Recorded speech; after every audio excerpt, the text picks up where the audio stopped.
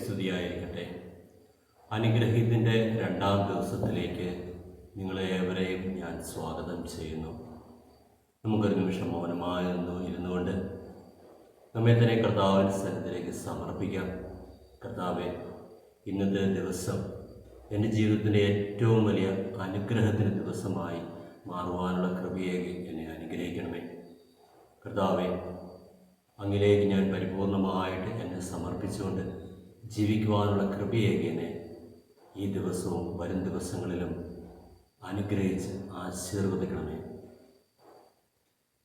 ഇന്നത്തെ ദിവസം നമ്മൾ വിചിന്തനം ചെയ്യാൻ പോകുന്നത് എങ്ങനെയാണ് ഈ ലോകത്തിൽ ജീവിക്കുന്ന എനിക്ക് ഒരു അനുഗ്രഹമായി മാറുവാനായിട്ട് സാധിക്കുന്നത് എന്നുള്ളതിനെക്കുറിച്ചാണ്. ഏറ്റവും ആദ്യമായിട്ട് തന്നെ നമ്മുടെ ജീവിതത്തിലേക്ക് അനുഗ്രഹം ലഭിക്കുന്നത് പിതാവായ ദൈവത്തിൻ്റെ സന്നിധിയിൽ നിന്നാണ്. പിതാവായ ദൈവം തൻ്റെ പുത്രനെ സ്നേഹിച്ചതുപോലെ നമ്മളെ ഓരോരുത്തരെയും സ്നേഹിക്കുകയും പരിപാലിക്കുകയും ചെയ്യുന്നു. നമ്മുടെ ജീവിതത്തിലേക്ക് കടന്നു വന്നുകൊണ്ട് പിതാവായ ദൈവം നിരന്തരമായിട്ട് പ്രവർത്തിക്കുന്നതിന് വേണ്ടിയാണ് തൻ്റെ ഏകജാതനായ ദൈവത്തെ നൽകി നമ്മെ അനുഗ്രഹിച്ചത്.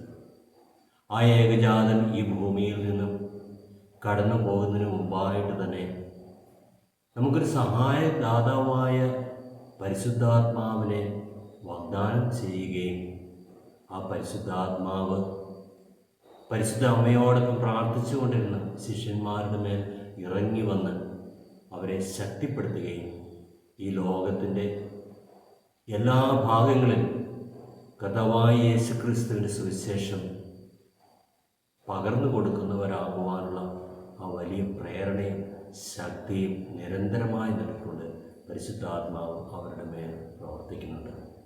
അപ്പോൾ നമ്മുടെ ജീവിതത്തിന് ആവശ്യമായ എല്ലാവിധ അനുഗ്രഹവും നൽകുന്നത് പിതാവായ ദൈവം തന്നെയാണ്. യാക്കോബ് ശ്ലീഹായുടെ ലേഖനം അധ്യായം 1:17 വചനം പ്രകാരം പറയുന്നു: ഉത്തമവും പൂർണ്ണവുമായ എല്ലാ ദാനങ്ങളും ഉന്നതങ്ങളിൽ നിന്ന് മാറ്റമോ മാറ്റത്തിൻ്റെ നിഴലോ ഇല്ലാത്ത പ്രകാശങ്ങളുടെ പിതാവിൽ നിന്ന് വരുന്നു എന്ന് നാം വായിക്കുന്നു. മിശിഹായിൽ സ്നേഹം നിറഞ്ഞവരെ, നമ്മുടെ ജീവിതത്തിലേക്ക് നമുക്കാവശ്യമായ എല്ലാവിധ അനുഗ്രഹവും ചെറിഞ്ഞുകൊണ്ട് പിതാവായ ദൈവം നമ്മെ അനുദിനം സ്നേഹിക്കുന്നു.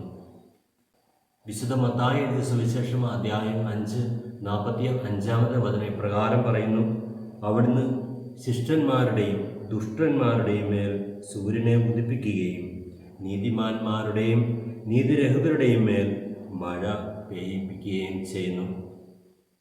ദൈവസന്നിധിയിൽ എല്ലാവരും സമന്മാരാണ്. എല്ലാവരും അനുഗ്രഹത്തിന് യോഗ്യരാണ്. നമ്മുടേതായ കുറവുകളിലൂടെ നമ്മൾ ദൈവത്തിൽ നിന്ന് അകന്നു പോകുന്നതല്ലാതെ ദൈവം ഒരിക്കലും നമ്മെ കൈവിട്ട് പോകുന്നില്ല. 84:11 തിരുവചനം പ്രകാരം പറയുന്നു: എന്തെന്നാൽ ദൈവമായ കർത്താവ് സൂര്യനും പരിചയമാണ്, അവിടുന്ന് കൃപയും ബഹുമതിയും നൽകുന്നു.